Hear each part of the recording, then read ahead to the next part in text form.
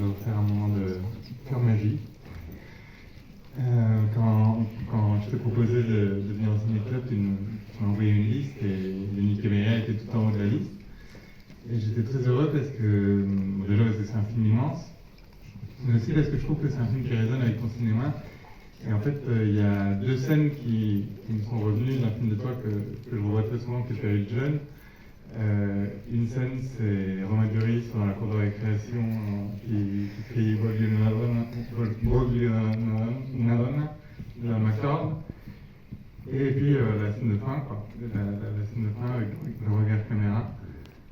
Et je trouve que, je sais pas, je crois que tu es le seul cinéaste français, à ma connaissance, à avoir rendu hommage à Fellini comme ça à l'intérieur d'un film.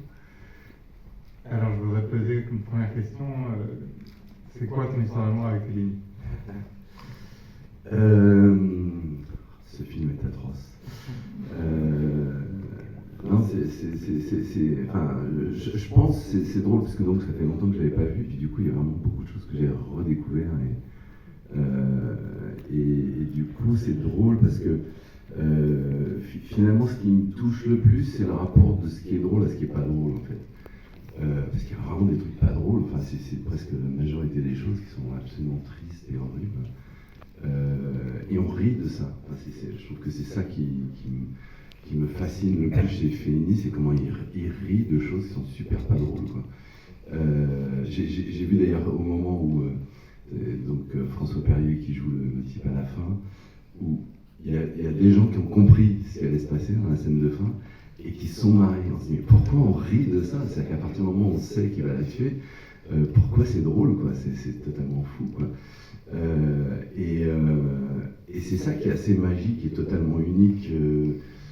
Il y a beaucoup ça dans ce qu'on appelle les comédies à l'italienne, Affreux, sale et méchant, enfin toute cette vague du cinéma italien où je sais pas si c'était l'après-guerre, enfin je sais pas, c'est le truc de la misère, même enfin voilà tous les grands films, les comédies à l'italienne, le Pigeon, les films comme ça, en général ça parle de gens très misérables pour qui la vie est atroce et on rigole de ça, quoi. Il y a vraiment ce truc et il n'y a pas beaucoup eu ça dans l'histoire du cinéma ailleurs que dans cette période du cinéma italien, et c'est vraiment ce qui est presque marqué ce cinéma-là dans ces années-là.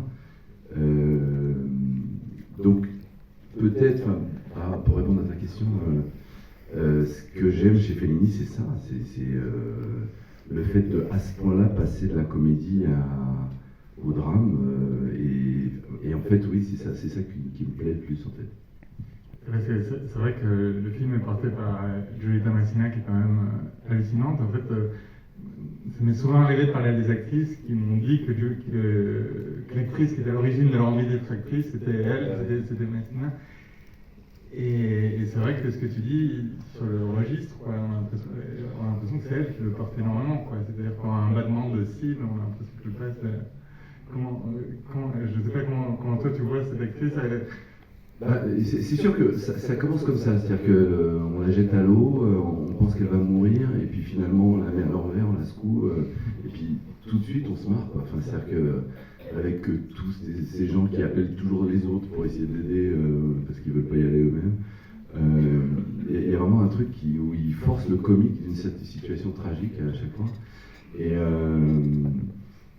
Et donc ça c'est vraiment un talent. En plus, alors si je reprends un peu les choses dans l'ordre,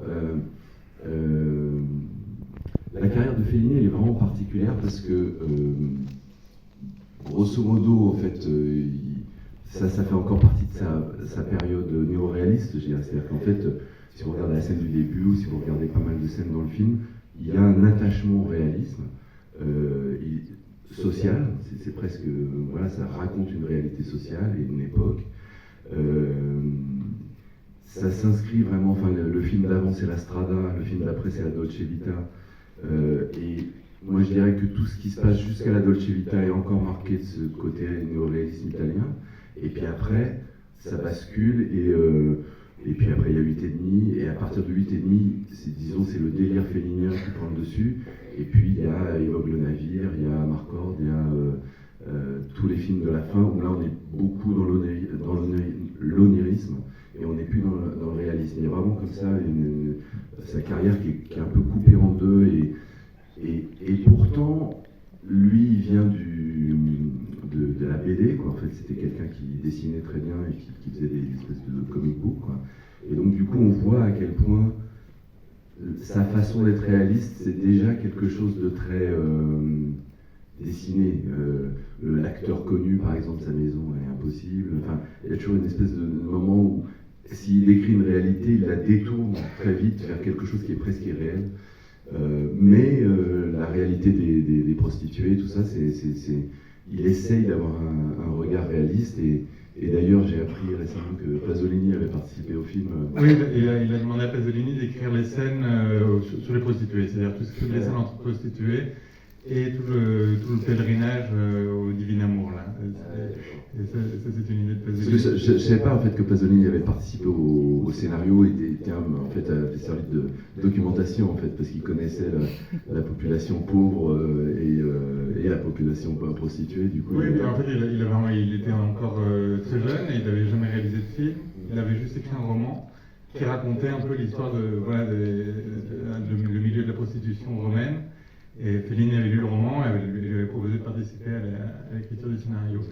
Et en voyant le film, je pensais à Maman Romain de Pasolini, où il y a une image très chrétienne, comme ça, très christique, et il y a quelque chose sur la souffrance dans Maman Romain qui est sublimé, quoi. C'est vraiment le catholicisme dans l'idée de la souffrance qui purifie. Alors que là, je trouve qu'il y a quelque chose de différent, c'est-à-dire qu'à la fois le personnage est très catholique, mais le film l'est pas beaucoup, non, je ne sais pas ce que tu en penses. C'est effectivement, je pense que Pasolini, bizarrement, est plus catholique que Fellini, en étant plus transgressif. Ouais.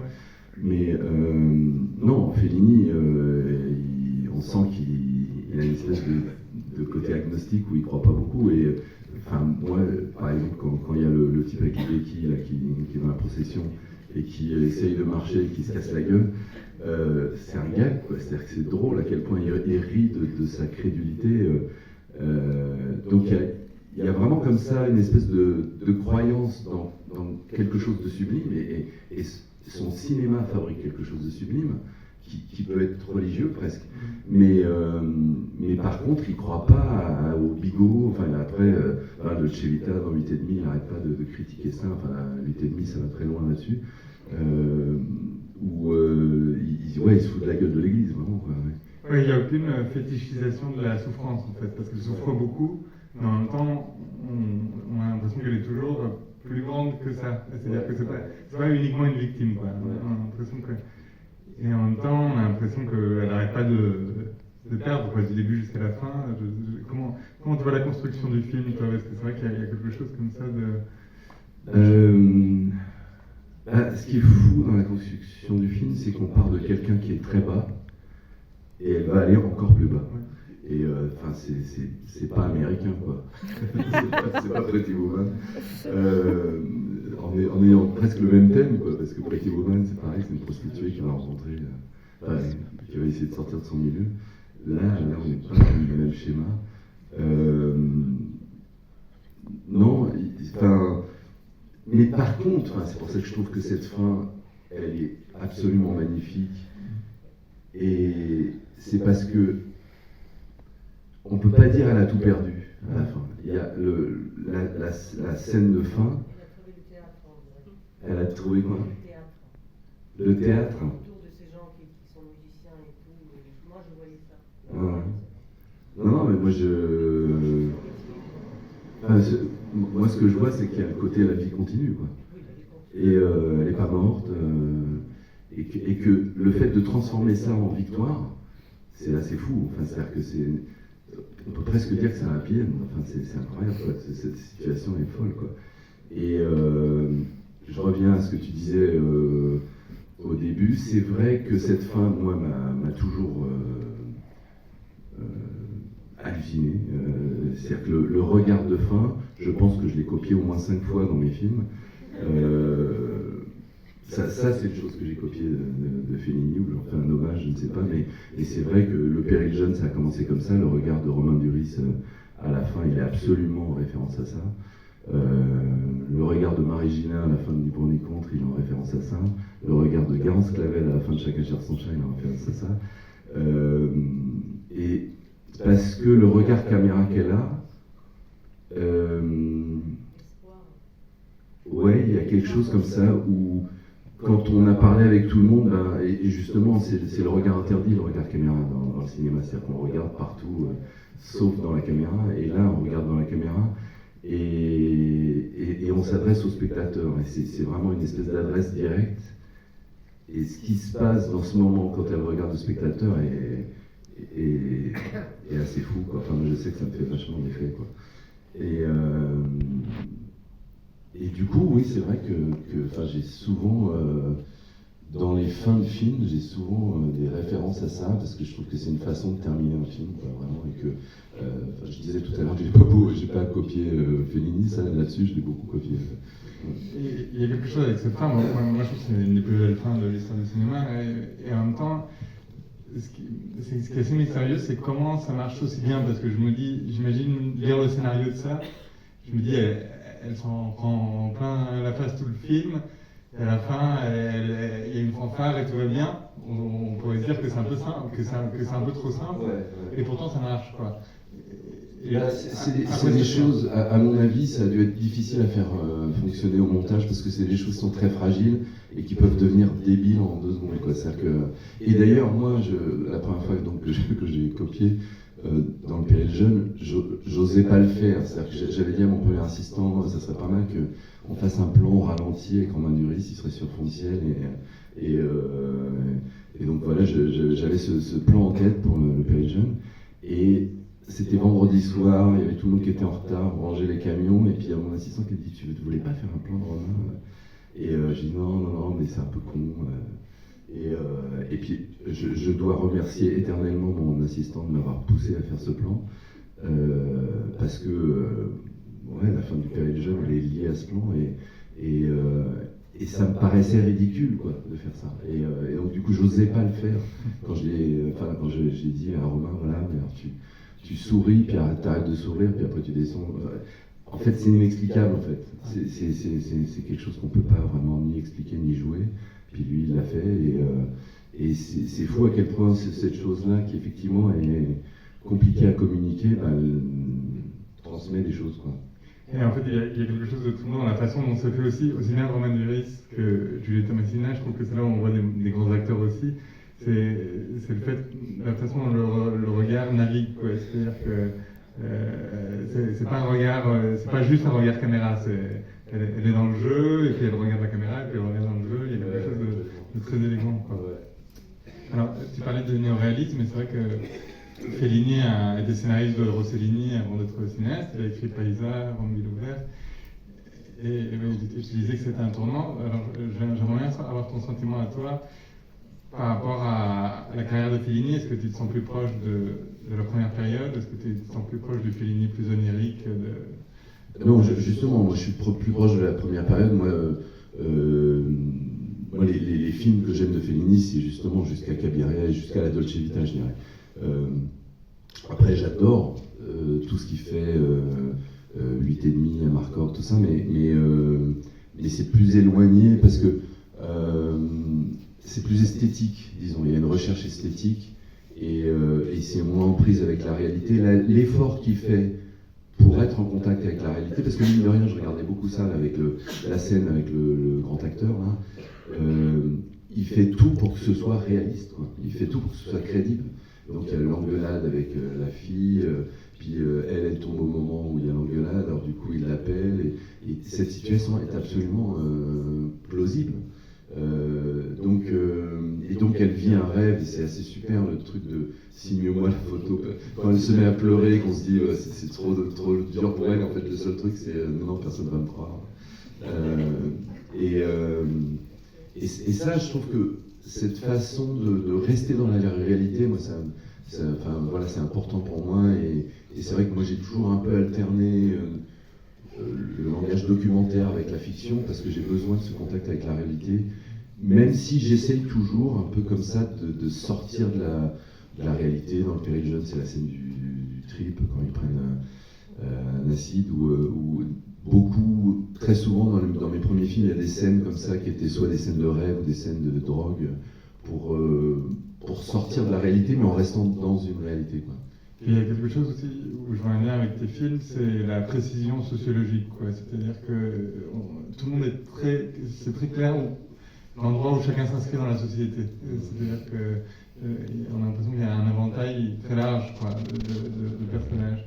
Et il y a un personnage que je trouve assez intriguant et qui avait posé question au montage, c'est l'homme au sax, c'est-à-dire l'homme qui va dans les grottes et aider les gens. Dino De Laurentiis, qui a produit le film, a obligé Fellini à couper cette partie du film. C'est-à-dire que quand le film est sorti, tout ce chapitre-là du film n'existait pas. C'est ça, parce que moi je l'ai jamais vu ça. En fait, le film est sorti sans, et c'est des années plus tard où Fellini a appelé De Laurentiis pour lui demander de récupérer les rushs et à réintégrer cette séquence dans le film. Et du coup, j'avais envie de t'interroger sur cette séquence. Qu'est-ce qu'elle représente, qu'est-ce qu'elle raconte à ton avis? De toute façon, il y a une recherche mystique dans le film. Et du coup, là, même j'étais étonné, moi, justement, parce que j'avais jamais vu cette séquence, où il y a beaucoup d'interrogations sur ce qui est spirituel ou métaphysique. Et que, en fait, ce personnage de prostituée, qui est la fille de la rue, c'est à quel point elle peut avoir un contact avec la grandeur, et que ce soit pas juste de la misère, quoi. Donc c'est presque ça le thème du film, c'est comment quelqu'un qui est dans la boue peut avoir un contact avec la grandeur. Oui, puis c'est le seul homme bon en fait du film, quoi. Ouais, tout à fait. Ouais. Et ce qui d'ailleurs la met sur la piste de la naïveté, oui. C'est-à-dire qu'elle peut y croire parce qu'elle a vu quelqu'un de bon. Ouais. Donc ça c'est un double tranchant en fait. Ouais. Et puis il y a autre chose dans cette partie-là, c'est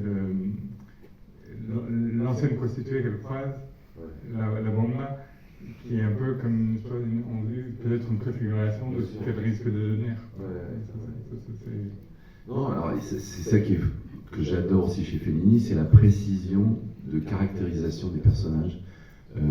Par exemple, celui qui est dans le club de Mambo, là, qui fait « Ah, Mambo hein, ce type est gravé, je l'ai vu, j'ai dû voir le film, je sais pas, 6-7 fois, et ce type fait partie de ma vie, quoi. Enfin, c'est fou, c'est tellement absurde, le mec qui fait la fête sans y croire. Hein.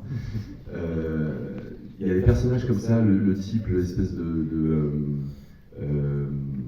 gardien devant l'hôtel chic,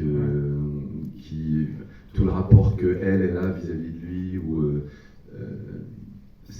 même la bataille des putes au début, c'est-à-dire que comment le truc devient dingue avec l'histoire de la voiture, avec la fille en face, et comment il y a les personnages, Vanda qui est quand même un personnage absolument magnifique.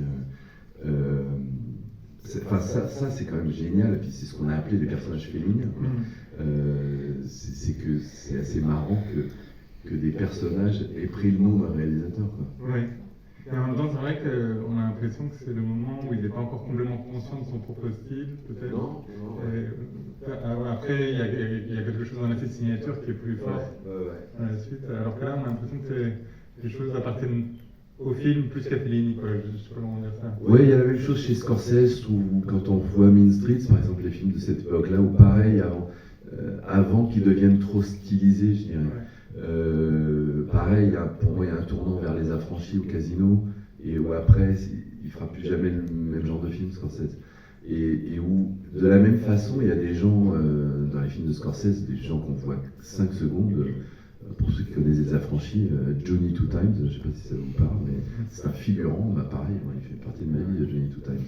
C'est celui qui répète toujours 2 fois, il dit « je vais acheter des cigarettes ». Et moi, ce type-là, je le vois, et c'est fou, quoi, comment ça... Il y a un truc de caractérisation qui fait que voilà, la personne est en vie derrière, quoi. Et il y a autre chose aussi, quand je voyais Massinala, je me demandais à qui ça me faisait penser, je pensais à Chaplin, quoi. J'ai l'impression qu'il y a quelque chose du vagabond chez elle. Voilà.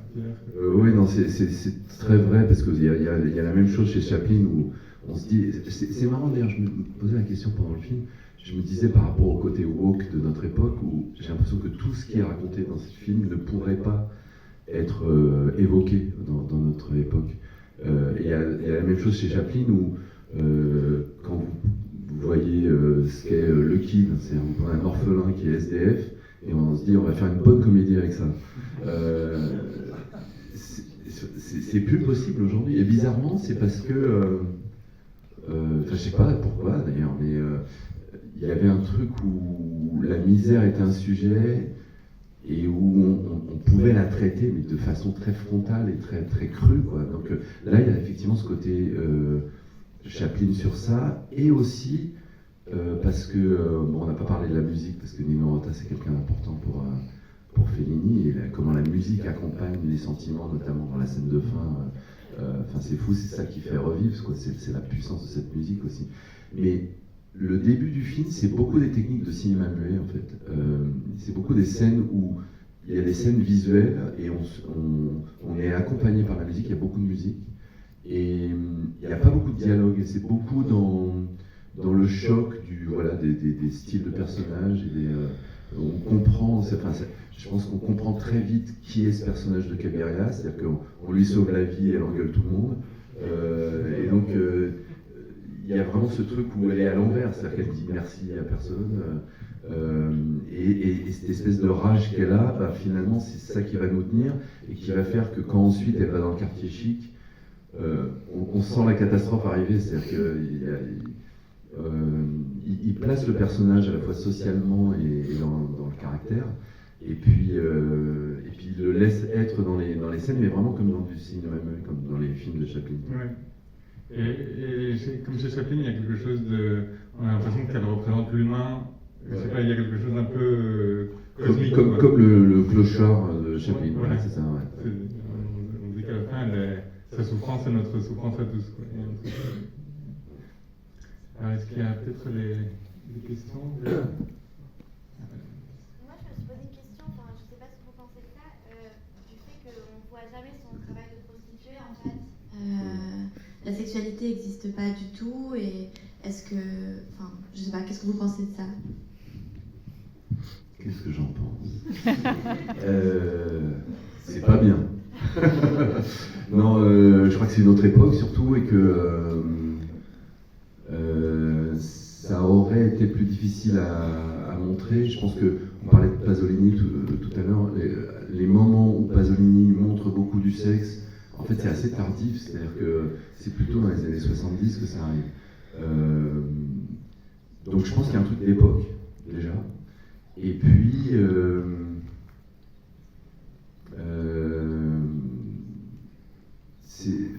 on la voit juste monter dans le camion, quoi. C'est effectivement dans son rapport au métier de prostituée. Voilà, on sait ce qu'elle fait, mais on ne veut pas le montrer.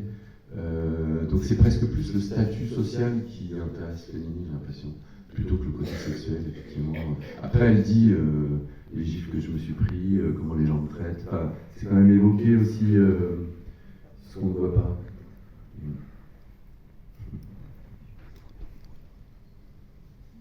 En fait, il réussit à en faire quelque chose de plus qu'une victime sans édulcorer la violence de sa vie, quoi. Parce qu'en même temps, elle est quand même habitée par une envie de changer de vie. Donc, quand on la voit pleurer à la Vierge, on lui demande de changer de vie, etc. On sait à quel point c'est violent. Le film contient la violence de sa vie sans avoir besoin de la montrer, quoi, d'une certaine façon.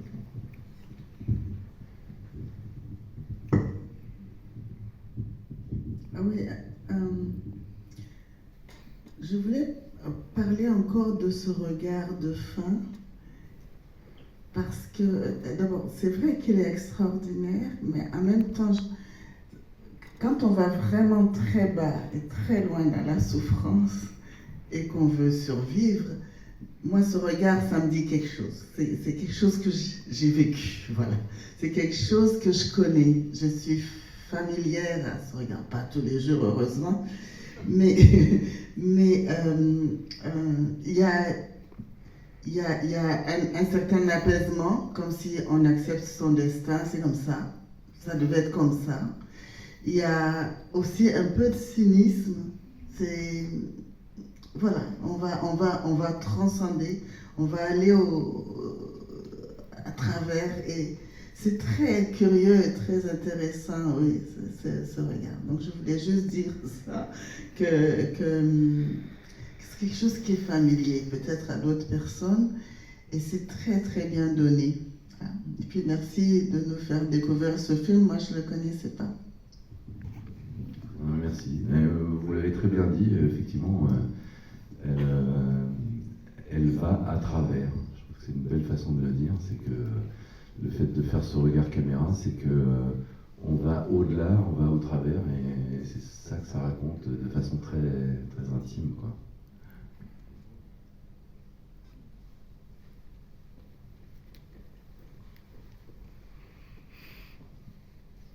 Merci. J'avais deux trucs, je sais pas si je peux dire deux trucs ou si je dois m'en contenter que d'un. Au pire, je dis les deux. C'est intéressant, j'avais jamais pensé à la barrière qu'il y avait dans la carrière de Fellini entre la période hyper réaliste et la période beaucoup plus onirique. Pourtant, j'ai vu des films des deux périodes et j'avais jamais fait le rapprochement, et je trouve ça intéressant cette barrière, et je trouve ça dommage qu'elle existe. Et là je parle pas que de Fellini, mais je parle du cinéma en général. C'est vrai qu'on est très c'est peut-être un raisonnement très contemporain, mais on est dans des cases qui sont parfois un peu étouffantes, j'ai l'impression, dans la création. Et alors que quand on y réfléchit, l'onirisme part toujours un peu du réel, et le réel a toujours quelque chose d'un peu rêvé. Et d'ailleurs, les Nuits de Cabiria, il le démontre très bien, quoi. C'est que justement, elle a besoin de ce rêve-là pour essayer de continuer, pour essayer de réussir à un moment à se refaire arnaquer au final, mais à quand même essayer de s'approcher d'une sortie de son milieu. Du coup, je trouve ça intéressant, quoi. Et même dans votre filmographie, pour faire un parallèle aussi entre les deux, je trouve que les moments un peu oniriques dans vos films, dans Les Poupées Russes, quand Romain Duris il raconte une histoire au petit et que ça finit sur un fond vert un peu rigolo, un peu kitschouille, diégétiquement c'est complètement justifié, alors qu'on est dans un film réaliste. Et donc, je trouve que c'est dommage mais c'est le monde qui est comme ça. C'est pas la faute de Fellini, c'est pas la faute de qui que ce soit. Je trouve ça juste dommage, parce qu'en vérité, les passerelles sont toujours possibles, je trouve, entre les deux. Et donc ça, c'est le premier truc. Vous avez 4 heures.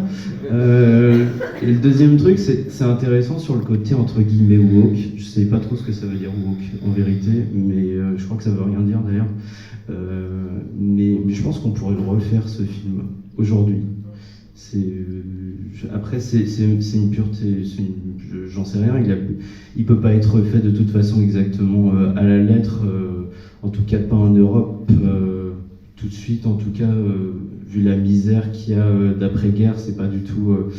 Même si on devait refaire le film, en tout cas au niveau du contexte, ce serait pas exactement la même chose. Mais je pense qu'on pourrait en rire complètement aujourd'hui. C'est juste qu'il faudrait bien le faire, qu'il faudrait bien faire peut-être attention à la promo. Je sais pas si vous vous souvenez de... Non mais je dis ça sérieusement, je sais pas si vous vous souvenez des normes de Sophie Le Tourneur qui est sorti entre les deux confinements. La promo était pas ratée par les acteurs, elle était pas ratée par la réalisatrice, mais la promo s'était attardée sur... le fait que c'est une comédie sur une grossesse forcée, en gros, et c'est hyper drôle, et c'est avancé dans le film, et c'est montré dans le film que c'est grave, tout en riant, et la critique a juste retenu, en tout cas une certaine partie de la critique avait juste retenu le fait que c'était une grossesse forcée. Mais c'est des gens qui avaient vraisemblablement pas vu le film, en fait, parce qu'en vérité, quand on le regarde, ça marche, il y a pas on se pose pas la question d'est-ce que c'est bien ou que c'est pas bien, et je pense que aujourd'hui, si on pourrait complètement si Fellini était là, ou si quelqu'un d'autre faisait à peu près la même chose, on pourrait le refaire. Mais c'est un avis. Désolé, c'était très long. Non, mais je suis d'accord. La question, effectivement, c'est que Fellini n'est plus là, et donc cet esprit-là n'est plus là aussi. Mais alors, pour revenir à votre première intervention, moi je suis d'accord que le mélange des deux est sans doute ce qui m'intéresse le plus et qui est le plus compliqué à réussir au cinéma. Et il y a vraiment très peu de gens qui réussissent grosso modo à être dans la réalité et du coup communiquer sur des sentiments réels. C'est-à-dire que quand on est dans Avatar ou quand on est dans les Marvel, on est dans la transposition d'émotions, mais on n'est pas dans l'émotion réelle, quoi. C'est-à-dire qu'on véhicule les idées par le côté, alors lui il est invincible, elle est fait... Donc on n'est vraiment pas dans la même gestion de la réalité. Par contre, des films comme Parasite de Bong Joon-ho, qui jouent avec les genres et avec le fait de mélanger, on ne sait pas si on est dans le fantastique, dans le réalisme, dans une comédie, dans un film d'action, vraiment il transgresse les genres, où là il crée une sorte de stylisation, mais qui part très profondément de la réalité d'aujourd'hui, de la Corée, et donc il s'accroche, disons, à la réalité, et puis il nous amène vraiment ailleurs. Et moi, c'est ces films-là qui sont les plus réussis. Même chose avec, je sais pas, Almodovar, même chose avec Scorsese, je disais. Pour moi, le cinéma le plus réussi, c'est quand on arrive à être dans la réalité et qu'on arrive à détourner la réalité pour en faire quelque chose qui est, alors justement, un peu comme là, surnaturel, mystique et grandiose, mais on est ancré dans quelque chose de réel.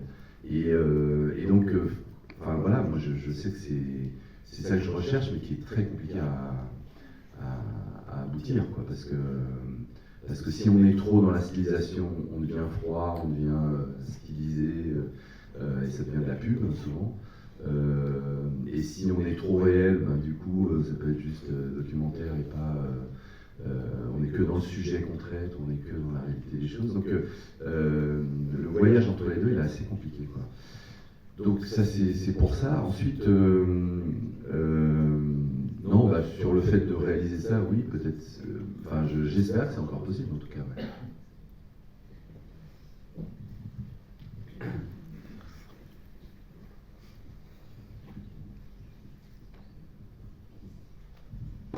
Stéphane, donc tu sors du Méliès des fois. Ouais, rarement. Non, mais le prédécesseur a montré qu'on avait le droit au monologue, alors je vais en faire un cours.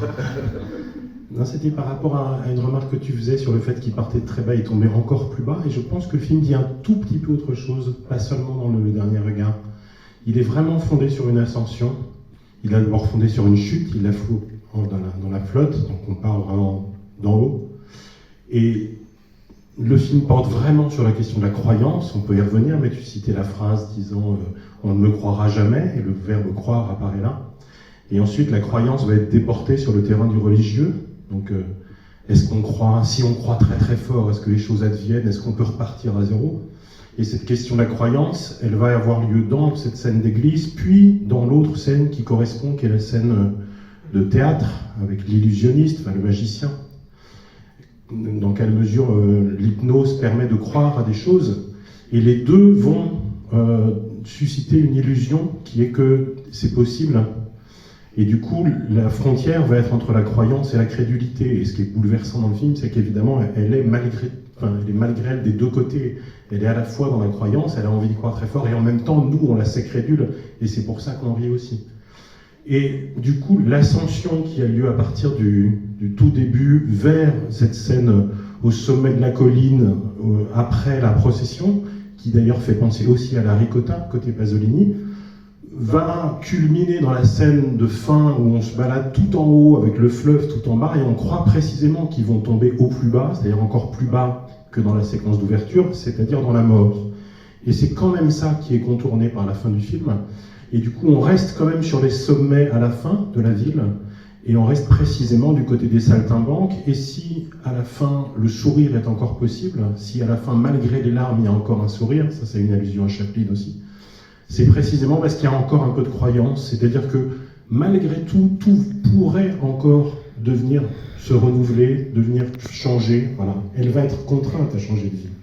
Et donc en fait, son vœu, celui qui a lieu dans l'église, il va malgré tout devoir se réaliser, puisque de toute façon, elle n'a plus rien ni personne. Donc c'est forcément un nouveau départ. Voilà, et donc le film est dingue là-dessus, parce qu'il est à la fois dans la critique de la religion, dans la critique de la superstition, dans la critique de l'arnaque que représentent les hommes pour elle, et en même temps, il sauve la croyance malgré tout. Non, mais tu l'as très bien dit, le rapport entre la croyance et la crédulité, ça se passe entre ça. Et d'ailleurs, c'est drôle ce que tu dis, parce que ce thème-là, c'est le thème du spectateur, en fait. C'est que nous, on est assis dans un fauteuil, et on va croire à une histoire. Et le cinéma, c'est vraiment fait pour ça. Enfin, on parlait de réalisme. Le réalisme est une sorte de clé pour nous faire croire que cette personne existe et que cette histoire existe. Et je trouve que le travail du réalisateur, c'est de faire croire, en n'étant pas du côté de la croyance des bigots, quoi, disons. Donc ça, c'est vraiment un thème que je trouve intéressant, et d'une certaine façon, c'est étrange, mais c'est la même chose que dans Les Affranchis. Je parlais des Affranchis tout à l'heure. Les Affranchis, c'est vraiment une mise en scène où Ray Liotta, qui est au début un petit garçon et qui va être fasciné par les mafieux, quoi, va pouvoir rentrer dans cette congrégation.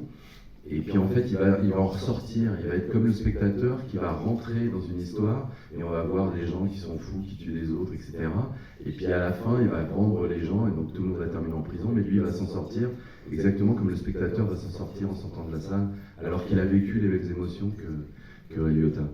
Et je pense vraiment que le cinéma, c'est un outil pour fabriquer de la croyance, quoi. Enfin, et bien s'en sortir, disons. Il y a quelque chose de très beau là-dessus dans le film, c'est quand même le fait qu'elle rencontre un acteur de cinéma et qu'elle a l'espace d'un instant l'impression d'être dans un film, quoi. Et après elle est enfermée dans la salle de bain, et elle regarde par le trou de la serrure, et elle est renvoyée à sa place de spectatrice, quoi. Complètement.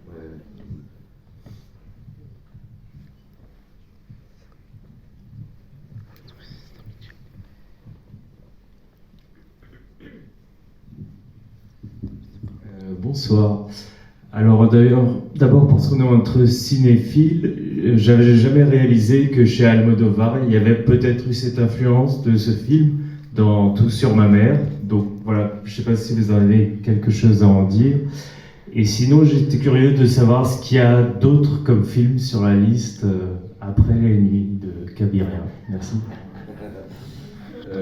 Alors, je pense qu'Almodovar se réfère beaucoup à Fellini, hein, donc je ne sais pas surtout sur ma mère s'il y a une référence à Cabiria, mais en tout cas, je sais que, d'ailleurs, au début de sa carrière, on l'appelait le Fellini espagnol, enfin, donc il y avait vraiment une espèce de filiation assez claire. Ouais. Oui, d'ailleurs, sur la prostitution, c'est assez curieux parce que c'est plus proche de Almodovar que de Pasolini, quoi. Ouais. Sur la liste, tu veux répondre? Alors, non, c'est plutôt à toi de répondre sur ça. Tu parlais de la liste de la ciné Non, que tu m'avais envoyé. Ah d'accord, c'est ça. Oui, d'accord, je pensais qu'on parlait des prochains ciné-clubs. Donc oui, pour la Cinétech, on demande à des réalisateurs les 50 films qu'ils préfèrent. Et assez rapidement, moi j'avais mis Les Nuits de Cabiria. Ce qui était compliqué, c'est que j'aurais pu mettre tous les films de Fellini, et donc c'était un peu ça le problème quand on était avec les 50 films. Au début, je me rappelle, j'avais abouti à une liste de 200 films. Et donc il y avait au moins 10 films de Fellini. Je me suis dit, bon, écoute, les en deux. Et après, c'est compliqué de savoir c'est lesquels les deux qu'on garde, quoi. Donc je crois que j'ai gardé La Dolce Vita et Les Nuits de Cabiria, si je ne me trompe pas. Et puis après, alors vous l'avez compris, il y a Les Affranchis. Il y en a 50, je ne vais pas les citer, mais allez sur la Cinétech, voilà, la liste est complète. Et puis il y a des bonus, donc il y a parfois des films que je commence. D'ailleurs, j'avais fait un bonus sur Les Nuits de Cabiria que je n'ai pas revu, donc ça se trouve que j'ai répété les mêmes trucs que j'ai dit il y a 7 ans. Mais non, voilà, moi je suis assez éclectique, hein, dans les films que j'ai mis, donc il y a des styles très très différents. Voilà, il n'y a pas qu'un style de film.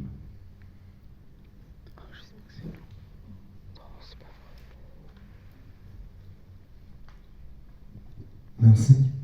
Merci pour cette découverte. Moi, il y a un truc qui m'a assez frappé, c'est que cette femme, par rapport à toute la révolution féministe actuelle, c'est que je l'ai trouvée hyper... C'est une femme très moderne. Et parce qu'en fait, elle est prisonnière de sa crédulité, prisonnière de la méchanceté des hommes, qui, je sais pas si elle a beaucoup évolué. Et en fait, à chaque fois, elle leur dit fuck, parce qu'à chaque fois, elle s'en sort. Même à la fin, elle s'en sort. Elle nous regarde, et en fait, à la fin, quand elle m'a regardé, enfin, elle me disait quelque chose, voilà, bah, si toi, tu veux encore abuser de moi, bah, je m'en sortirai. Je m'en sortirai, et toi, avec tout ce pognon, bah, tu auras un mec tout seul, parce qu'en fait, ce mec, il est seul. Il le dit d'ailleurs au début, il dit, ouais, moi, j'aime me balader dans ces quartiers tout seul, enfin, tu le sens. C'est un mec très seul. Et elle, à la fin, elle n'est pas seule. Elle est au milieu de ces saltimbanques, de tous ces gens qui ont peut-être tout, et lui, il a rien, il a juste de l'argent. Enfin, et je trouve qu'on est dans une thématique hyper actuelle. Et moi, j'ai vu une femme hyper moderne, bien qu'elle soit prisonnière à chaque fois d'un homme, et en même temps, à chaque fois, elle s'en sort. Et donc, merci de m'avoir fait découvrir cette femme très courageuse. Merci. Non, on ne l'a pas dit, mais elle a gagné le prix d'interprétation à Cannes en 1957, hein, quand le film est sorti. Et le film a gagné l'Oscar du meilleur film étranger. Je pense qu'en 1957, c'est un film qui a beaucoup marqué. On n'a pas non plus dit ça. C'est quand même un moment assez particulier, parce que c'est 2 ans avant le début d'existence de la nouvelle vague, où ce qui se passait en Italie était quand même assez pionnier. C'est-à-dire que c'est même assez triste, d'ailleurs, je trouve. Enfin bon, on en parle beaucoup en ce moment, en parlant de politique culturelle, on se dit que vraiment l'Italie a beaucoup perdu.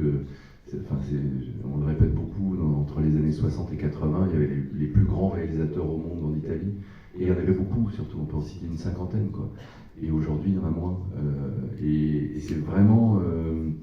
alors là, j'en profite, parce qu'on est une soirée SRF. En fait, ce qui s'est passé en parallèle dans les années 80 en Italie, avec grosso modo l'époque de Berlusconi, et comment il n'y a pas eu de régulation en Italie, et comment nous, il y a eu une régulation, et qu'après l'époque Malraux, il y a eu l'époque Jack Lang, qui a fabriqué des règles pour, grosso modo, mettre des frontières entre la télévision et le cinéma dans les années 80.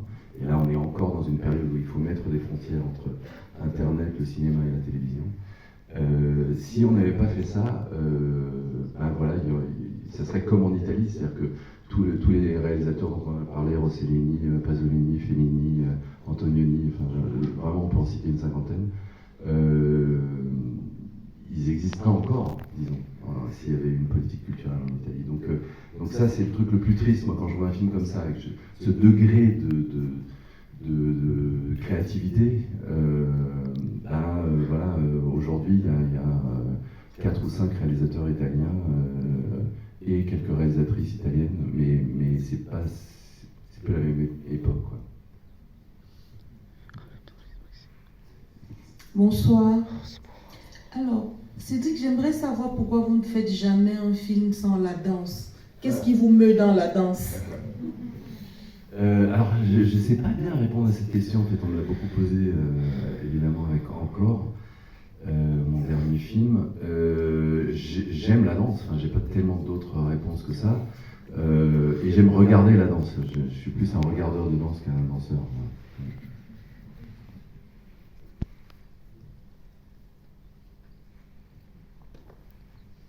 L'actrice principale était la femme de Fellini, hein? Oui, Giulietta Massina, je crois que toute leur vie, ils sont restés ensemble, ouais. Elle est morte avant lui. Alors, ça, Ils sont morts à 4 mois d'intervalle.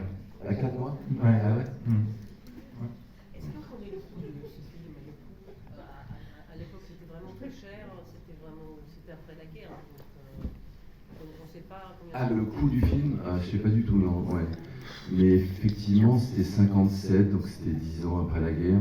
Et ça se sent beaucoup, hein, les décors notamment les décors du début. On est beaucoup dans comment la campagne et la nature se mélangent avec la banlieue. Il y a vraiment des images de Fellini, il y a toujours des échafaudages qui sont dans le ciel. On sent un monde en construction qui c'est encore plus naturel qu'en construction. La ville n'existe pas vraiment encore. Et c'est assez drôle, enfin, tous ces décors-là, c'est pas la même chose à Capri à la fin du film, mais il y a vraiment une espèce de dialogue comme ça entre les choses qu'on construit en Italie dans l'après-guerre. Ouais. Bon ben, merci Cédric. Merci à vous, merci les amis.